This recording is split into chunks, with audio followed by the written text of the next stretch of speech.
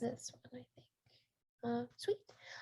Can I also have your number? I have to list my sources and I have to include phone numbers if that's okay. That's fine. It's 206 Okay. 486 6502. So 206-486-6502. That's exactly right. Cool. Sweet. And before we get started, do you go by your full name, Troy Riley Miles, or is it just Troy Miles? I go by Troy Miles. Often as an artist, I go by TR Miles also. So either or is fine. You can call me Johnson. Okay. All right. So can you tell me about your piece Always that's displayed at the museum? Always is it's in response to the Black Lives Matter theme. Right. And for me, Black Lives Matter, the term is, for me, it really pertains to Black bodies and flesh as it relates to exchanges with law enforcement as such.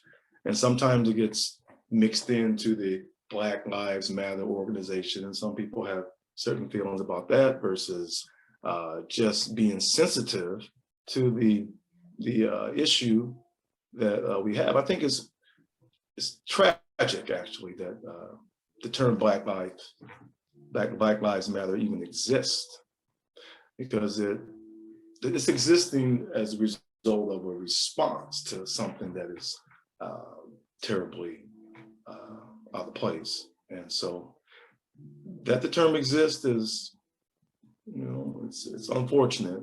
Me personally, you would never find me using that term. I mean, I'm in full support of all matters with concern to the safety and health of Black bodies. But I mean, who would I actually say that to? I mean, what earthling would I be trying to convince that a Black life matters? And I think that Always the piece kind of reflects that sentiment. You have the depiction of the archetype female who has birthed every baby on the earth that we know of. And so actually the images of an arbitrary older matriarch, and through her, as you can see through her gown, is the hand of my nephew, actually. Oh, and really? It's placed inside the hand of my father. So that is his great grandson. Oh, wow. And so that energy just expands into the consciousness of Blackness. You've got in the nebula, you have the Black child in the sky that has the nebula in his head. Is that also your nephew? Sorry, interrupted. Those are that's just a Black kid who's looking at you with that look of, here I am, I've always been. And then you have at the top right, you've got the sky daddy, so to speak, that goes back to millenniums. The Black experience has been, always. And it's just tragic that, we focus on a certain period of that Black existence to where it's gotten to where you have to utter the words and prove to someone that a Black life matters. That's a long way from, the fathers of math and science and, all things social. And so to have to actually say that, because there's an issue, because you need there to be a sensitivity. And so that really just depicts the reality of who Black people are, and that the importance is that of the same importance as stardust as such. So it was just important for me to demonstrate that, look, this has come full circle. This is you're dealing with a group of people that have had a certain history on earth that, sometimes gets lost. And therefore there's room, I guess is the lack of a better term, for lack of proper value, to where you have to speak to a certain issue, or you have to illustrate that issue, because pictures, we've heard pictures worth 1,000 words, but art even has more impact beyond that, because art touches you in a place that's, in this particular case, primal. And we're talking about the archetype on earth trying to prove his humanity. That just seems tragic. I really enjoyed your work, by the way. I found myself in the beginning, I was getting a sneak peek of the museum, and the area your pieces was in was kind of still blocked off, but I was able to peek at it for a little bit, but I kept finding myself looking around the corner and looking at it. I was like, oh, I loved the colors, and it spoke so much. And it's a really cool piece. By far one of my favorites there. I was like, I gotta get an interview with this guy. I can tell you that the artist truly, he wants to hear that, or she wants to hear that. Because really, you think about it. And my son's an artist, he's a musician. And I explain to him, man, through you, this art, this expression happens. But really, art is for everybody else. Art is for the viewer. I mean, it's so funny because, there's a certain attachment, while I'm, connected to the piece and doing the work. But then there comes a time where I'm like everyone else. I write also. I do a lot of writing. And sometimes I'll go back and look at the article, and it's like, I can't even place myself in the driver's seat on that article. It's like sometimes I'll see a piece of artwork and I know I did it, but my work is the way I explain my work. But I have to say that the NIF world is taking off, and so my moniker in the NIF world is I'm a digital jazz artist. And the reason why I say digital jazz artist is because each time I'm working a piece, let's say I was doing your portrait, for example. If I did the portrait 3 times, in the macro, in the overall, it will be you. Everyone could identify that as you. In the micro, all the pieces would be different. Kind of like a jazz solo. They're playing Mary Had a Little Lamb,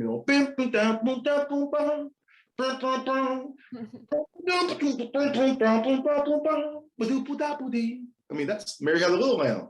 But so da do da do da do da do do da do do da da. So each piece that's what it is in the moment. Like I can never duplicate a piece in the micro. Only the essence and feeling of the piece, of the subject matter in the macro. So it's good to find appreciation for things that you put out there. I mean, because really when you're doing a piece of artwork, you truly are putting your soul on the canvas. Like I said, down the road, it's kind of like it'll be hard for me to put myself back into the driver's seat of actually doing that piece. So I get to, in some ways, appreciate, well, that's a lie. I don't want to get to appreciate the work. You know what happens? After a while, I start looking at the piece and I think, wow, I should have done that. Yeah. And then I'm on to the next piece and I feel like I'm growing each time. So I'm trying to appreciate the work. I really love it in real time. It's like you do a piece of art, it's like I've got 2 kids and it's like, the new baby is your favorite baby. It's true, it's your favorite baby. But then, like as time goes down, I start looking at it and think, wow, I can make those improvements as such, but I don't typically go back to any prior works. I just know that moving forward, I have a different level of prowess because I'm changing and developing all the time. Particularly, I went from my career, as an artist, as a young fella, I was really into superrealism. Like I thought that if, I used to think that the 30-second test was the mark of a talented artist. If you can look at a picture for 30 seconds and you can't tell whether it's a photo or not, man, that's a good piece of art. I really used to believe that. And so, but then I kind of I fell into this abstract world of shape making, and then how I'm literally drawing shapes with the mouse. So there's been this progression of style. You know, I'm on my phone here because it's somehow my camera, my laptop isn't as clear. Because I was going to show you, I'm just finishing up a piece right now. I was gonna go to it in real time. Maybe at the end of this interview, you can call me. I can call you back on the laptop. Would that be possible? And then we can kind of go over things like that. For sure. But back to the piece. The piece just is really just to, without having to tell somebody how much my life matters, just give them the obvious earth historical, because that in itself, you know, is enough to know that we're valuable. Just like, you know, when others showed up on the shores around the world of all these people of color, they were welcomed because, you know, there's a God love there. There's just a natural thing. And so where there's God, there's humanity. And so for someone to have to say that their life matters to somebody else, I'm not saying that. I don't feel like I'm better than anyone, but I don't feel like anyone's better than me. So I think there's an earth balance. We're all earthlings. There's only one race on this planet, the last time I checked. And that was Black people. No, I'm just kidding, the human race. Yeah. So your piece always, what inspired you to, you know, add your nephew's hand and his grandfather, and how did you decide where was each little, you know, like, I don't know, the placement of everything? How did you plan it all out? Well, you know, what's funny, I kind of get this inspiration kind of in the beginning as such. When I actually start a piece, I kind of have an idea of where I'm going. Mm-hmm. It always evolves into something that was even more than I had anticipated. In this case, I think that I saw a picture. My sister posted that picture of my nephew, her grandson, with in my dad's hand, and that shit made me cry. You know, I'm a big tough guy, but it was just I had to give it up. It just caught me off guard. It was just looking at that. It was just like, that shit is fucking. Oh, I'm cursing. Sorry. It's okay. You're good. It's all good. It's beautiful. I mean, like, it was just so warm. It was just so touching because, you know, my parents, you know, I just tell them, can you believe you are bouncing your great grandchild? I mean, both of them have his picture in their phone, you know, all that stuff. I mean, that's just incredible. I mean, we love this kid so much. It's a beautiful thing, and family is so wonderful. But I saw that picture, man. I was like, holy smokes, man. I just thought, that's it right there. And if you'll notice, and maybe if you can go back when you get a chance, you'll notice that there's there's symbols all through that image. And one of the images is an infinity sign on my nephew's wrist. Because I took a picture. I'm gonna zoom in and see if I can find it. Well, he represents the infinity coming through the loins of that woman. Oh, I see it. Oh, I didn't even notice that. It's there. And you look at my dad's finger, there's an ankh on his finger someplace, I think. That's that patriarchal transition from, well, you know, that rebirth, that cycle. And my dad's 80 plus and my nephew's just walking. And they're in this space and time. That's, come on, man. So when I saw that, I was like, oh, just so beautiful. And then, come on. That little picture, that little boy, you think that little boy was cute? I saw that picture. I was like, oh, you got to be kidding me. He just biting his lip. And just like, it's just, you know, just the power. I remember when my kids were little. And I would take them to school. They were going to Les Shy Elementary. And just the magnetism, just the bright-eyed kids, just these little, just precious little sugar babies, just, and then I thought to myself, in 10 years, where do they go? In 10 years, this kid's gonna be a target, right? This little boy's gonna be a target. This little cute little kid running around here, bright-eyed little kid's gonna be a target in 10 years. Where does all this joy go? I mean, that's just the representation of everything. If you notice that in the little kid's head is the nebula, all the stardust and all those things that are in his head, because that's what he is. That's what he's made of. Right down to my hair that goes against gravity and grows out away from the ground. All that part of the whole mix of things. So to find yourself proving your humanity, I mean, wow. So that picture is like, once you see that picture, who do I need to talk to about a Black Life Matters? Black lives have always been. If you can think about this, when I thought about, two things happened. I had two events in my life. I was just telling somebody about this. One was we're gonna go back, girlfriend. We're gonna go back to the 60s. Anyway, I was about 3-4 years old, and my dad was an NBA player, and they had played in the All-Star game. He played in the All-Star game. He came home with a TV with a remote. Okay. No, seriously. So I was a little kid, 3-4 years old or so. I picked up that remote,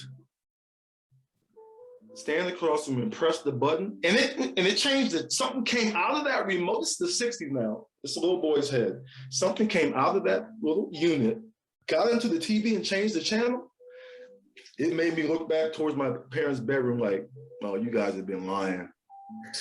Somebody's lying. This little thing right here can make that thing across the room change. I used to be the channel changer.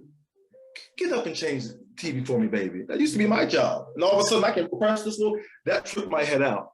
And then I can remember this is serious. I can remember being in college. I was in an astronomy class. And we were talking about the nebula and carbon-based atmospheres and what are the possibilities for, Earth-like atmospheres. And so I asked, I was like, so what is the possibility? And she looked at me and said, oh, conservatively, about 10 million. And so I was like, oh, okay. All right, so just in this little nebula here, there's 10 million chances for there to be Earth-like atmospheres. And I'm supposed to believe that this is the only show on, I walked outside and looked up and I wasn't the same since then. And so in 2021, even that's not really the date, dates, it's been a lot more years than that. Because I was going to say a second ago that because of the weather in the Sphinx of Giza has to be at least 80 to 100-something thousand years old, just because of the weathering, right? So scratch. These temples, all the pyramids, all these things that are in stone, all the cuneiform script that's on Earth, that has all these secrets and all these things. And the commonality is Blackness. And that's not to be braggadocious, it is what it is. Because we're all from the same family, like I said. And so, like I said, to be in a position in 2021 where you're trying to improve your humanity, that's not really in humanity so much, because that was the 1950s, 60s game, right?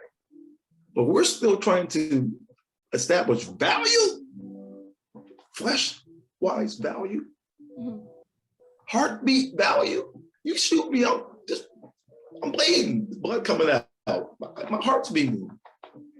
I mean, you gotta explain this too. We're all the same. If you and I can have a child and it works, we're not the same nationality. But if you and I can have a child and it works, we're the same. because creation is the essence of love is creation. So if we all can create, we're all the same. I don't think I could, I mean, this is awful. I'm just using bestiality as an example. It doesn't work on the farm. Me on the farm doesn't work. So it's almost disrespectful for me to have to say Black Lives Matter. So I never say it. I believe it, I live it, I support it. I support, and obviously, come on now, I support all lives. I say Black Lives Matter. Well, if Black lives has to be said out of necessity, I have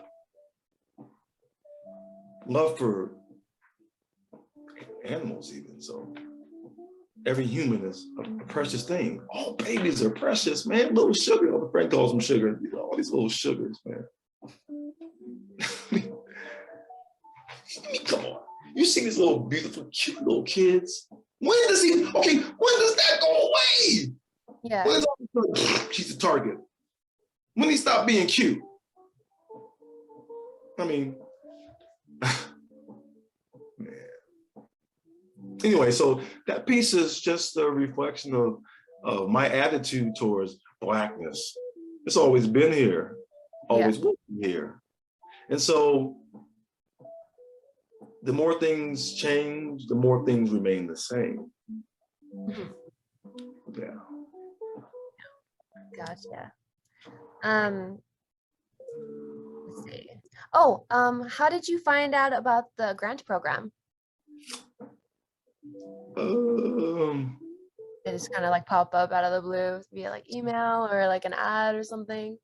Like that, you know, I'm kind of connected to a lot of different organizations as such, and I file through calls all the time. Also have a friend of mine who runs a art organization, and she sends me different links from time to time when she thinks they're appropriate for my art set. So I'm not sure how that came about, but when I saw that, I was definitely interested because I definitely had something to say. And I think if you can see this piece behind me, this is kind of Oh, that's cool. a Black Lives Matter piece. This is called Enough. And my man back there, he's had enough. Yeah, powerful piece. That's, you know, that's the common theme is enough, really. I think actually that's the piece that I actually entered into the call that actually landed me the opportunity to have a spot in the show and to be talking to you. I think that piece was one of the pieces that they were attracted to. Oh, gotcha. How did you feel when they selected your art? You know, you have a myriad of feelings you go through. You're proud of yourself, one. You're proud that you get to be a representative, two. And then you get to pit in your stomach. Oh shit, I gotta produce something now. What am I gonna produce? Yeah. And they told me, you know what? They gave me the option, which I really appreciate. They said, we love the two pieces that you submitted. If you want to show those at the show, we'd be more than happy to put those on the wall. I was like, well, how big is the art space that I have to work with? And they said, well, I think each artist gets like about 10 feet space. My mind immediately said, oh, that means I'm gonna have to do a big piece. So this piece is 8 foot by 4 feet. Yeah. And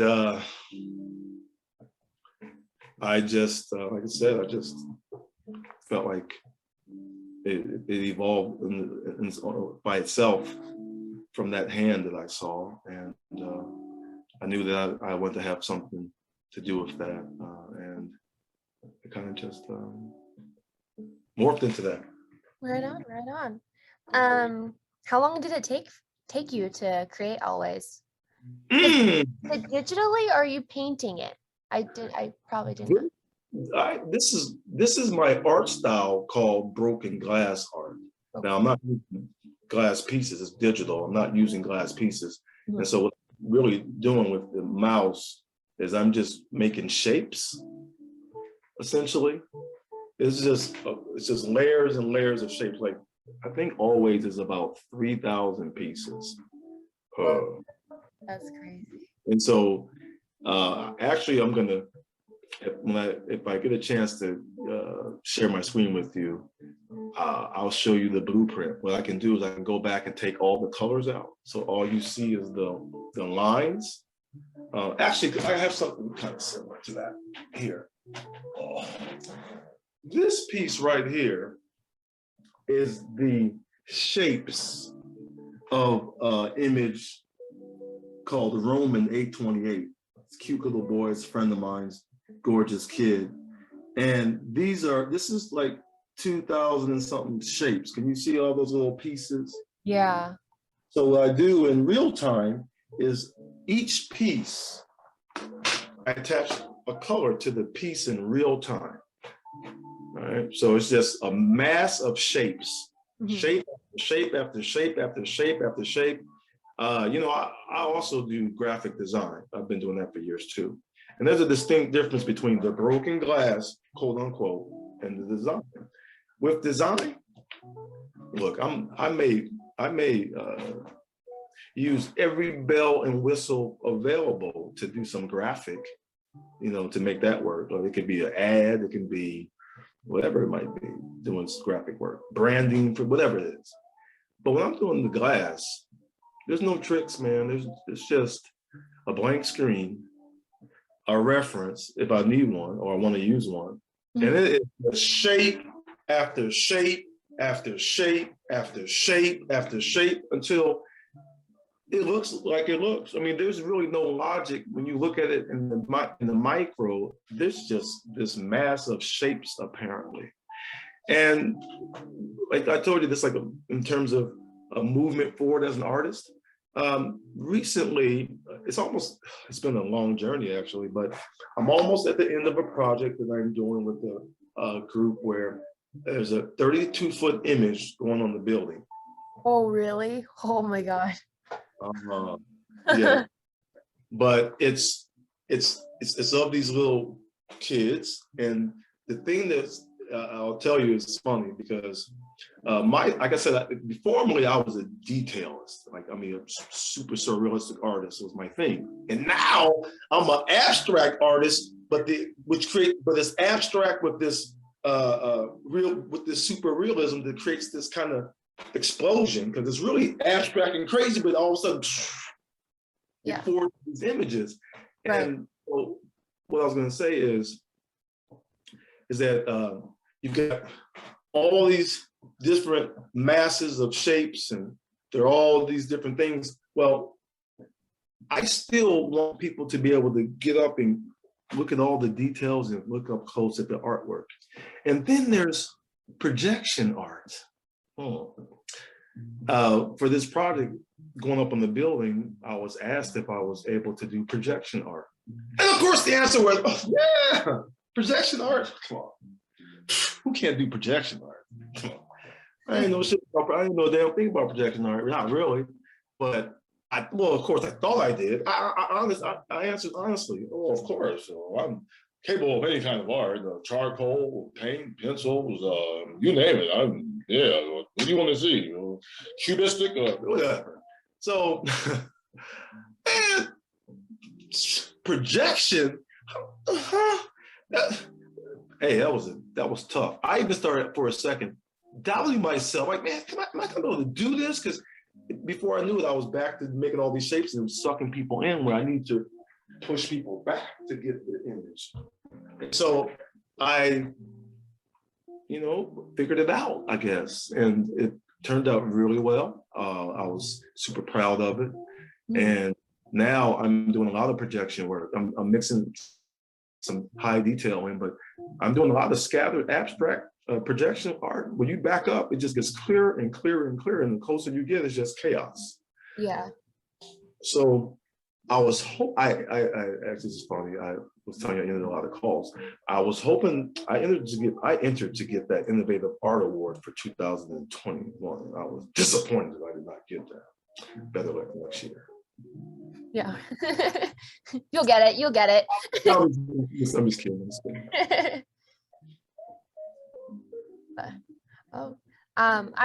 I was looking at your artwork and I kind of have a similar style, but it's not obviously like super like detailed with all the like different shapes. Mine's more simple, so they're like blobs of shapes, but they eventually kind of form into something. But yeah, I actually kind of learned that style last year. I was looking at some like French magazine, and she had a very similar style to yours. And I was like, oh, that's probably why I was so like attracted to your piece. I'm like, oh, I know that style. I can do it. I kind of do that, but not as like crazy and overly detailed and just Question: Do you have her name? I'd love to see her stuff. I'd love to see your stuff also, but tell me the lady's name so I can look her up. Let me find one second. I have her name somewhere on my laptop. You can text it to me, no worries. Okay. So yeah. Where can I see your work? Oh yeah. I can actually probably screen share it. It's on my laptop somewhere. Wait. Oh, here it is. So this one I did. Wait, let me screen share. Let's see. So it's very simple, but it's of Captain Barbosa. Have you seen? Girl, you better stop it. That is really good. Thank you. Are you kidding? You better stop. You're being shy. That's really good. Oh, thank you. No, let me tell you something. I'm not a snob, but I am a critic. I mean, you can't help but be a critic. I never really went to art school or anything like that. And so sometimes I would just get lost because I'm like, okay, this is good. Okay, all right, I believe you, this is good. I remember I had a friend of mine who was an art professor at the University of Washington. She blew my mind. She said, I want you to look at this guy, Stuart Davis. Stuart Davis is a turn of the century artist, 1900 turn of the century. Mm-hmm. My man earned $100,000 in 1920 for painting a big blue box. I'm like, wow, a big blue box? That's $100,000. That's the time, like my grandfather, he was born in 1908, and his goal in life was to be a thousandaire. Okay. Seriously. So this guy in 1920 was getting $100,000 for that piece. So my point is, I'm a critic. When I look for work, I look for spirit in the work. Whatever you call those big blobby things that you say has spirit in it. So thank you. I've been trying to practice that kind of style because I actually like it. And I'm actually part of Cable 8 Productions in the marketing team, and they told me to design a poster for this new upcoming music TV show that they're soon to be producing, and I created something with a similar style, and they really liked it. And I was like, yay! Listen, do you realize, Kyla, your name is Kyla, right? Yeah. Kyla, you're doing broken glass, girlfriend. I know. It's really cool. I like that style. It's fun. I like it. You are doing, I've been doing broken glass art since 1996. What? So you definitely had the time to perfect it. That's for sure. I just started. I feel like I'm just starting because, I really have other worlds that I really have passion for as well. And I've only really been jumping in with both feet into the art world for a short period of time. That's why it's so fun for me, because I'm really growing a lot. And, I look at a lot, I mean, like I said, I'm in a lot of different groups and whatnot. And I pour through and look at and marvel at artwork every day. It's just unbelievable how many talented artists there are out here.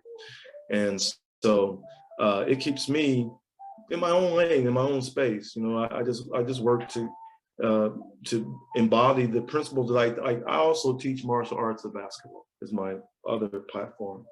And so one of the things that I really try to project and preach to kids and to listeners, whoever they are, is the principles of CQI and E5M, which is continuous quality improvements every 5 minutes. And if you apply that to whatever it is that you're doing, especially if it's based, if it's rooted in the basic ecology of things or the fundamentals of things, you're going to grow and develop. And so I'm really into that movement. And so it's exciting. It's been exciting for me because I feel like I'm changing and evolving as an artist constantly. Because like I said, formerly, when I showed you that one reference piece, that was me just making shapes. Now, you know what, I think I can click you over directly onto my laptop. Hold on just a second, see if I can do that. And I'm going to share my screen with you, and I'm going to give you a, oh, we're on Zoom. I don't think I can do that. I was thinking we were on, if you were on Messenger, then I can just transfer you over. But it's okay. We can find some other time and we can totally talk We- about art or whatever. I'm so down for that. sounds good to me. I just, you know, it's just something to see because it's a little different. And you know, I can explain it to people and people understand. And you also understand because you're using notes. How are you making the shapes? How are you making your shapes? So I will grab an image for reference and then I put it through Photoshop or just some editing app. And then I kind of put a fun filter that kind of transforms the piece. It kind of breaks it up for me. And then I kind of just like, you know, not trace, but try to make similar shapes. And then it forms into whatever I'm trying to make. So, yeah. I see. That's one style. That is one way. I mean, I remember. I think what happened to me. I had a friend of mine I went to high school with, and this was years later. He came into my office, and he's a great guy. He likes to joke around and whatnot. And he was telling me that, "Hey, man, I'm doing broken glass just as you are." I'm like, "Yeah, that's awesome. Let me see your stuff." So he's a funny guy. So he was taking these graphic programs and doing all these photo manipulations to it. He said, "I can do a broken glass," and he was cracking up. And so he was just taking. So a lot of people thought or think that I start off with a photo and then do manipulations to the photo. But in this particular case now, like I said, as a graphic designer, there's no limits to what I might do to get whatever it is I'm trying to get at the end of the piece. But when it comes to the broken glass, it's like it's the purest form of shape making. It literally is just like the references here: shape, shape, shape, shape, shape. You know what I can do here? I think. Let me see something here.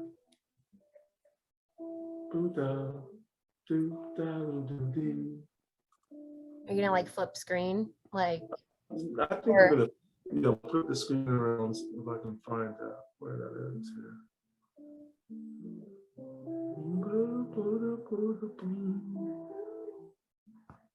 Oh, there it is. I think that was it. So do you do art for a living or is it just a hobby? Whoa, that looks so cool. Oh, I do art for I do art as an income stream. Different multiple income streams I try to have. So here we have right here, if you can see this mouse. Am I close enough to see the mouse? Yeah. Okay. So I don't have a reference in the frame right now.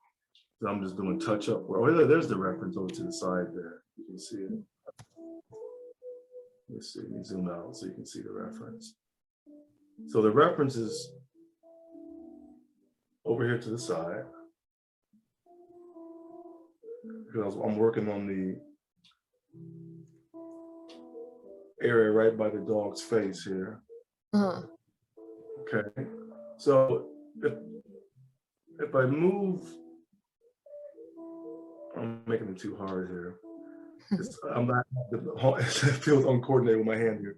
Anyway, I'm just gonna take and give an example. So I would take this shape maker here, which I'm gonna put,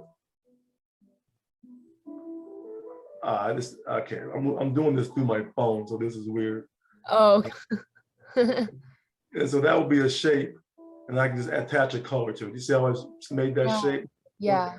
So this piece here is just it's 2,000 of those shapes like that to forge this image. Huh. And That's this is crazy. I'm really, like nowhere near that. I had like just a couple pieces. I'm like, yeah, that's good.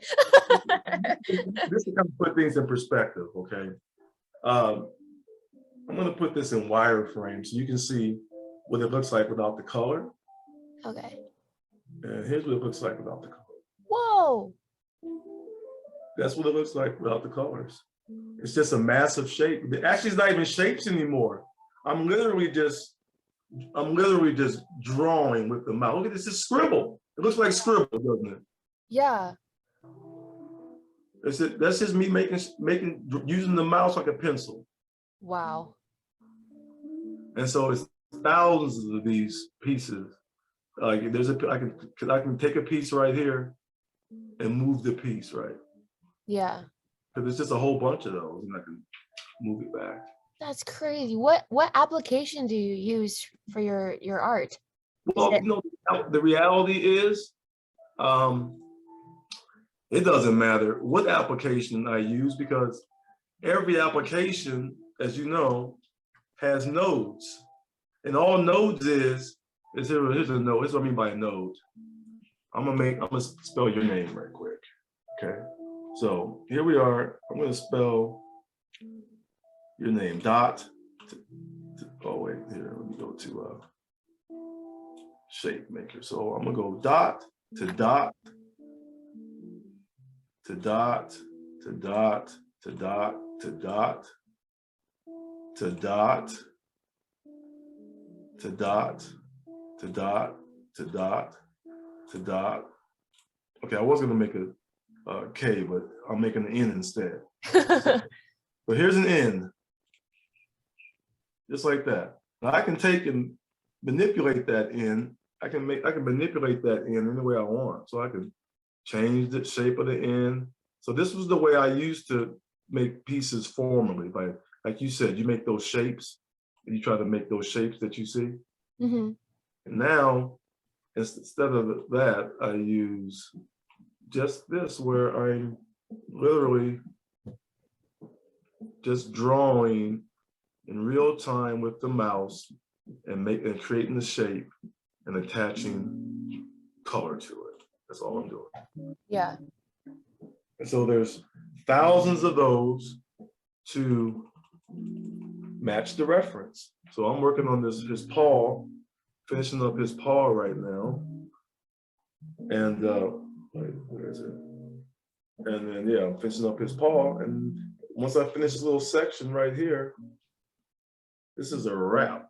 I actually entered this into the call as a work in progress. So this hopefully will be, you'll be seeing this, you'll be seeing here. Sorry about that. No, it's okay. There you go. Hopefully you'll be seeing this piece at at Odessa Brown on the inside in their new building, hopefully. I've got 3 pieces, 3 27-foot pieces that'll be on the outside of the Odessa Brown building that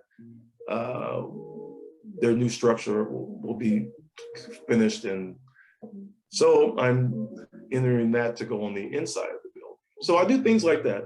I enter calls, I do graphic work, but also, like I said, this is just, one of a few income streams. And but I consider myself more of a business artist, I would say.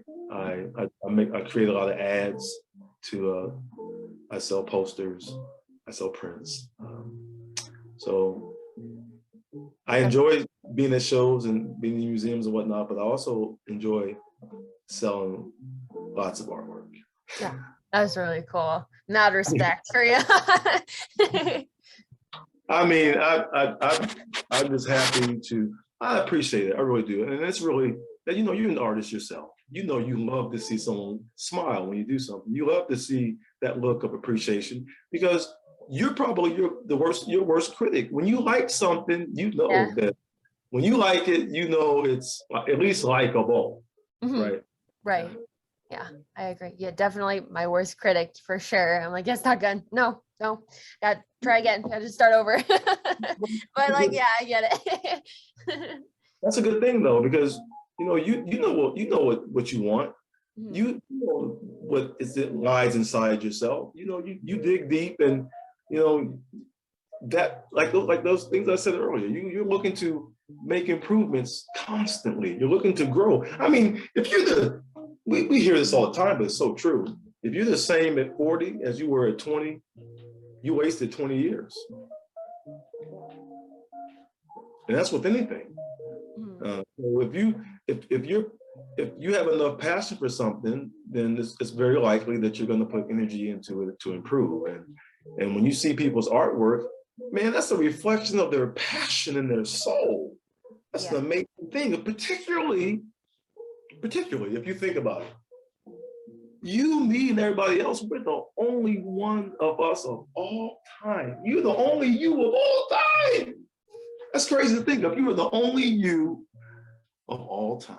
Wow. So if you do some artwork, something comes out of you, I mean, that's the epitome of art. It's a singular thing that only happens in that moment in time because of an event. And that event started at conception. And just like that piece says, you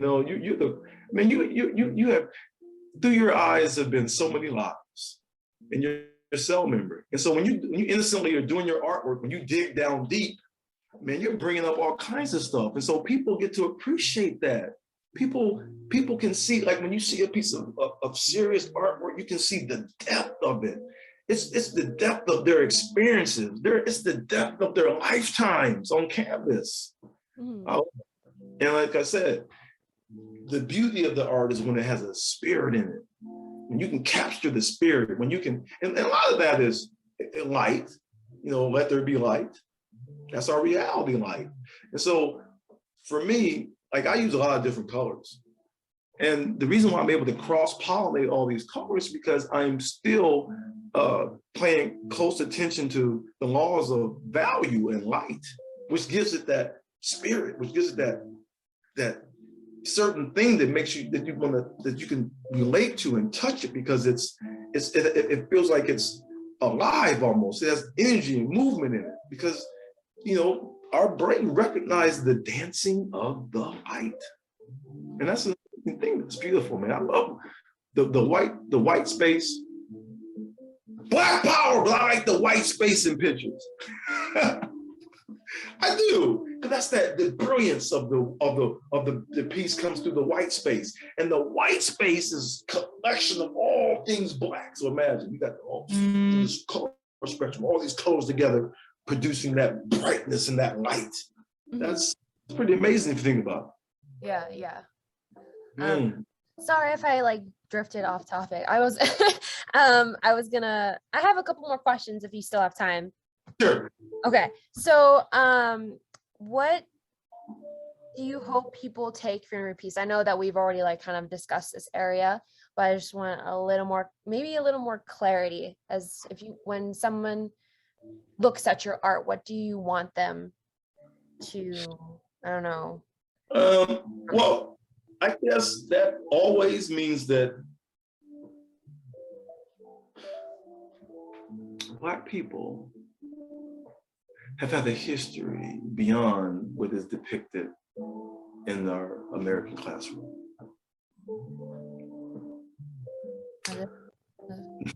Typically, when we do a historical on the Black experience, it evolves around what? Up from slavery. Man, that is just a small snippet of our historical reality. And so a picture like Always is appropriate. Because it clearly shows the maternal archetype of the planet. And it illustrates that through her loins gave life to the planet. Now, my nephew is, I guess he's mixed race, because my niece is mixed race. But that doesn't change anything because everybody on this planet is the same human race. And so there, you can't separate history and Black history, which differs from American history, because if American history and world history had this type of relationship, there would be no reason to other Black Lives Matter. You know? Let's see.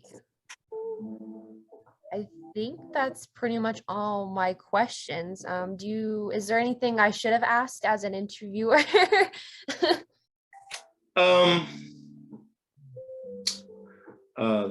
No, I mean, we just organically have a conversation. I don't think that we missed anything. I'm excited about the show. I'll be there end of the month. I'm really anxious to see the other artists. I've forged some relationships with some of the artists that are going to be part of the show. Jennifer Coombs, so ridiculous. Have you seen her work? I think so. She does. I do the glass pieces, quote unquote glass pieces, right? Huh. This woman cuts the glass pieces physically. Yeah, I know what you're talking about. Yeah, hers is pretty cool too. Just her work is ridiculous. I tell her every chance I get, I tell her it's so gorgeous, so ridiculous. It's just it's so humbling. Like, I mean, you know, I looked at her work and I was like, just wow. Yeah. Wow.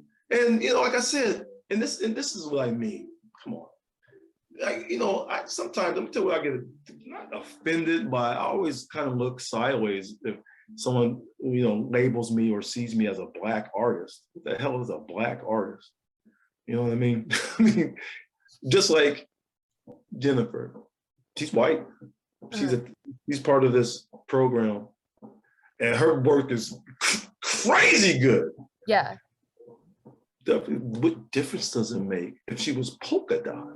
Her work still be incredible. Yeah. You know, that goes both ways, both directions. You know, some people will be like, well, why is a white artist part of a Black Lives Matter? Because what color do you have to be for a Black life to matter to you? Yeah. Art it definitely doesn't matter. Black Lives Matter to you? Black Lives Matter. It's been, I mean, I get the message for sure, but I also agree with you that, like, I feel like all lives matter, but it was just at that time, you know, it was mainly focused on Black Lives Matter, which I'm like totally like I agree. And similar to right now, our prayers are with the state of Louisiana. Is that right? Because of the hurricane, our prayers are with the state of Louisiana. Is that right? I think for now in Texas, there's a lot of stuff going on. My point is, our prayers are with those two jurisdictions because they're in trouble, right? Mm-hmm. How would it sound if I said, all states matter? Pray for Texas, what do you mean? All states matter. Well, we understand that all states matter, but right now, it's mainly focused on one, which I agree. I'm with. Because there's an issue. Now, I will tell you this. I don't get caught up in the organization of the Black Lives Matter and the Marxism and all. Yeah.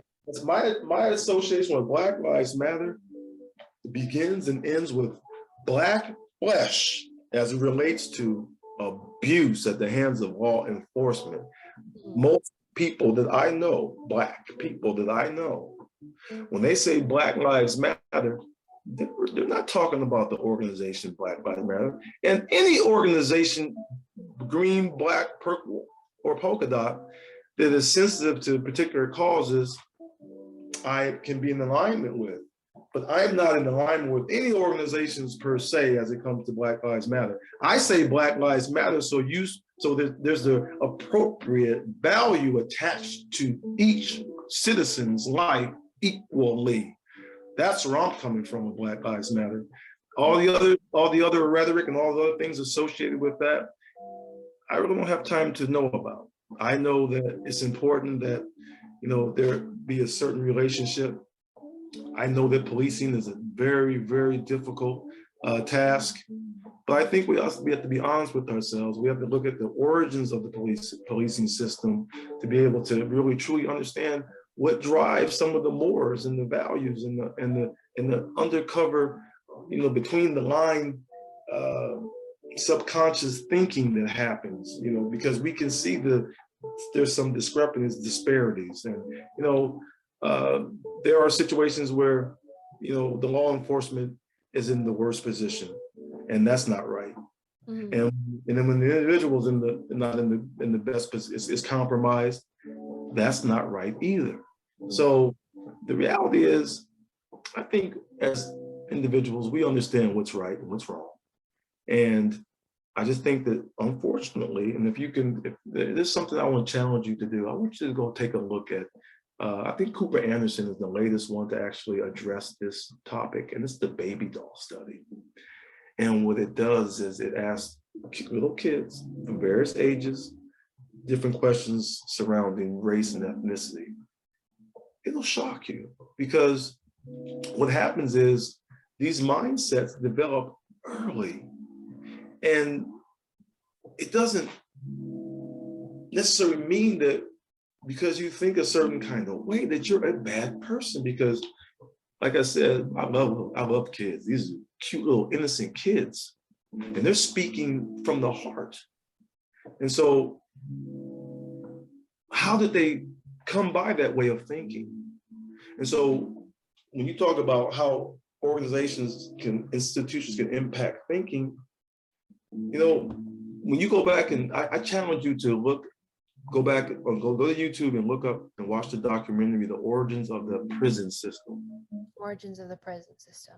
Okay. Girlfriend, you will be bright-eyed and, you know, certainly concerned about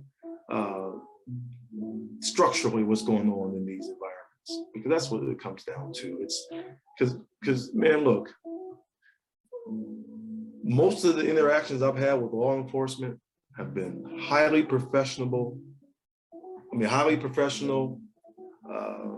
classy, whatever you want to call it, mm-hmm. Courteous, most of them. And I think that holds true for most people's encounters with law enforcement. I think, like when people say, oh, most cops are good cops, I do believe that. Mm-hmm. But if your system has issues, it really doesn't matter about the individual so much. That's kind of our issue with the black and white thing, and who's a racist and who's not a racist. You know, we have to at some point get past the notion of racism being about who likes people. That's not the most important element of a racist. And I know that a lot of times, if that's the definition of a racist, who hates people, who dislikes people, then I agree that a lot of people should be offended that they get called a racist. They should be offended, because most of us don't, our hearts don't beat like that. We don't hate on the person because of color or things like that. We hate them for a whole bunch of other reasons, maybe, or we like a bunch of different reasons. But when you have a system that impacts people in certain ways, that's the power of racism. That's really what racism, quote, is about. It's not really about, you know, because like I said, man, most individuals don't have a problem with each other per se. There's outliers that hate you, black and white. There's black and white. But for the most part, individuals just don't have enough information about each other, right, to, you know, to exist harmoniously.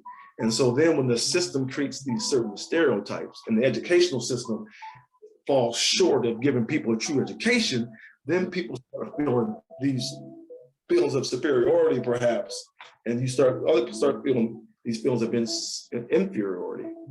And then you have this energy that's created, and everybody wants the same thing. It's going to be a clash. Right. So, right.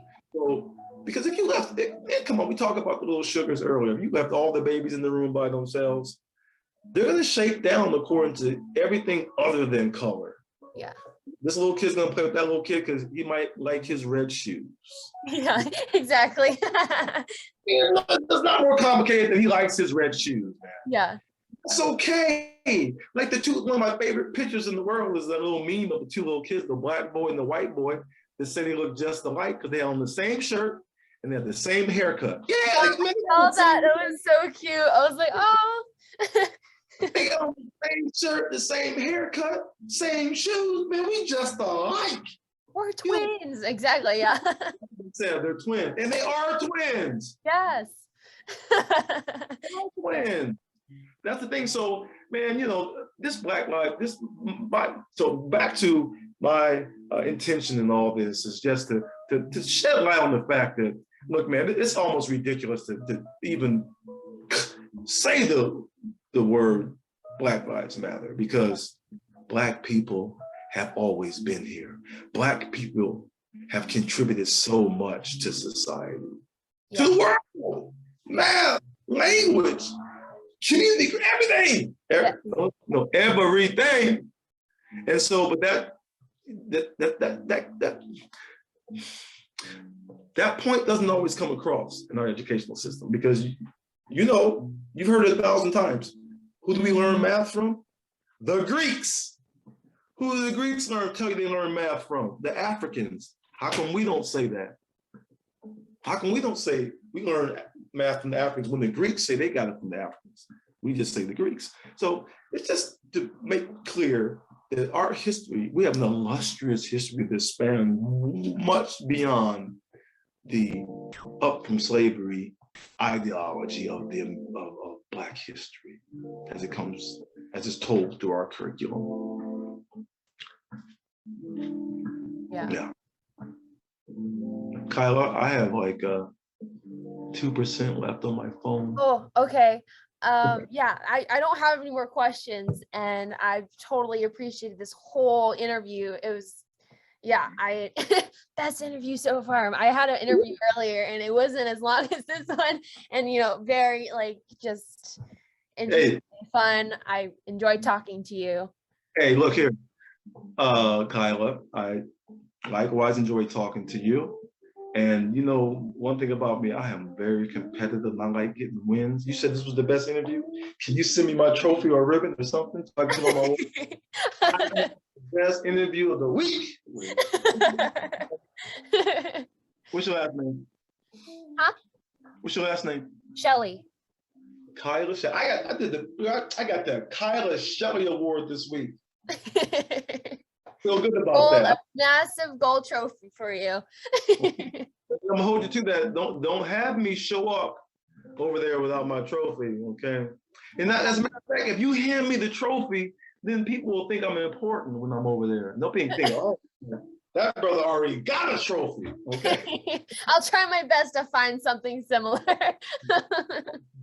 I really appreciate it. I look forward to actually meeting you when I get over there. This is fun. I was happy to do it, and that's it. Yeah, thank you so much, Troy. It's been awesome. Right. Hope to see you soon. When you will. I'll be over on the 28th, I believe. Okay, I'll have to put that on my calendar and visit. Yeah, come on over to the opening. Love to see you. So, will do. Bye.